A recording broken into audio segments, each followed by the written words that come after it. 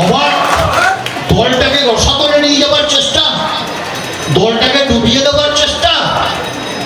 অবাক হয়ে যাচ্ছি আমরা, কি পরিবেশ তৈরি করে দিল বোলপুর থেকে। কিন্তু বোলপুরের বোঝা উচিত, রক্ত গঙ্গা বইয়ে দেবো, আত্মত্যাগ করে দেবো, তৃণমূল কংগ্রেসের ক্ষতি হতে দেব না।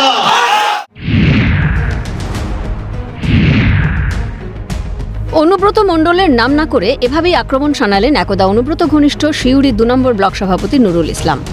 অনুব্রত মণ্ডল জেলা সভাপতির পদ থেকে সরতেই বীরভূমের চরমে পৌঁছেছে তৃণমূলের গোষ্ঠীকন্দল। নিজের দলের নেতাকর্মীদের একাংশকে রক্তগঙ্গা বইয়ে দেওয়ার হুমকি দিলেন তৃণমূলের ব্লক সভাপতি নুরুল ইসলাম। সিউড়িতে তৃণমূলের কর্মী সভায় বর্তমানে কাজল ঘনিষ্ঠ নুরুল ইসলাম এই মন্তব্য করেন।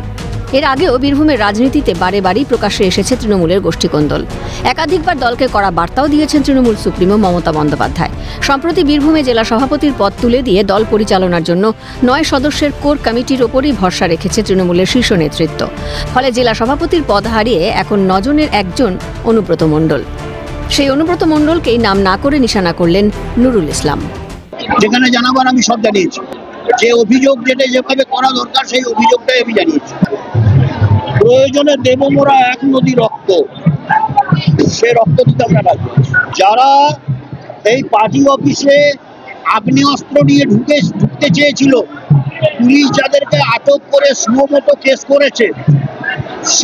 কেস করেছে, সেই আসামিকে নিয়ে, যার কাছে রিভলভার পাওয়া গেছে, সেই আসামিকে নিয়ে আজকে পার্টি অফিসে বসিয়ে গলায় মালা দেওয়া হচ্ছে আর লেখা হচ্ছে সোশ্যাল মিডিয়ায় টিম অনুব্রত মণ্ডল। এটা কি মিথ্যা? তাকে ব্যক্তিগতভাবেও আক্রমণ করা হয়েছে বলে দাবি তৃণমূল ব্লক সভাপতির। আমাকে ব্যক্তিগতভাবে আক্রমণ হয়েছে। আপনারা জানেন আমার ব্যক্তিগত একটা ফার্ম ছিল, গোট ফার্ম, ছাগলের ফার্ম। আমি গায়ের মানুষ, প্রাণী পালন আমাদের একটা অর্থনীতিতে গুরুত্বপূর্ণ দিক। আমিও চাষা ঘরের ছেলে। সেই ফার্মকে রাতের মধ্যে ভেঙে আমার ৩৫টার মতো ছাগলকে নিয়ে পালিয়ে যায়। তার মধ্যে কিছু ছাগল বোলপুরেও চলে গেছে। আপনারা মাথায় রাখবেন কি নোংরামিটা না করা হচ্ছে। যদি এর পরিবর্তন না ঘটে, আমরা দায়িত্ব নিয়ে রাস্তায় নেমে পড়ব তৃণমূল কংগ্রেসকে বাঁচানোর জন্য। এ প্রসঙ্গে কাজল শেখের বক্তব্য, মমতা বন্দ্যোপাধ্যায় উন্নয়নের শেষ কথা বলবে। যারা ক্ষতি করার চেষ্টা করছে তারা কিছুই ভাববে, তারা এগুতে পারবে না। আর যারা উচ্চ কর্মদক্ষ বা জেলা পর্যন্ত বদনাম করতে চাইছে, তারা বীরভূমের উন্নয়ন চায় না, তারা মমতা বন্দ্যোপাধ্যায় সৈনিক নয়। ঘটনায় বীরভূমের লালমাটিতে শোরগোল, তুঙ্গে রাজনৈতিক তরজা। তবে তৃণমূলের গোষ্ঠীদ্বন্দ্বকে অস্বীকার করে তৃণমূল নেতা মলয় মুখোপাধ্যায়ের দাবি, সকলে সম্মিলিতভাবেই কাজ করছে। এমন কোনো কথা তাঁর কানে আসেনি বলে জানালেন তৃণমূল নেতা। এখনো পর্যন্ত আমাদের কানে আসেনি। গত পরশু ছিল রামপুরহাটে, সেখানেও সবাই মিলে একসাথেই সভা করা হয়েছে, মিছিল করা হয়েছে, ব্যাপক জমায়েত হয়েছে। গতকালকে ছিল বোলপুরে, সেখানেও সবাই, সমস্ত নেতৃত্ব এবং সমস্ত কোর কমিটি থেকে শুরু করে সবাই উপস্থিত ছিলেন। সিউড়িতে আছে, সিউড়িতেও আশা করা যায় ব্যাপক লোক হবে এবং সেখানেও সবাই একসাথে থেকে কাজ করবেন।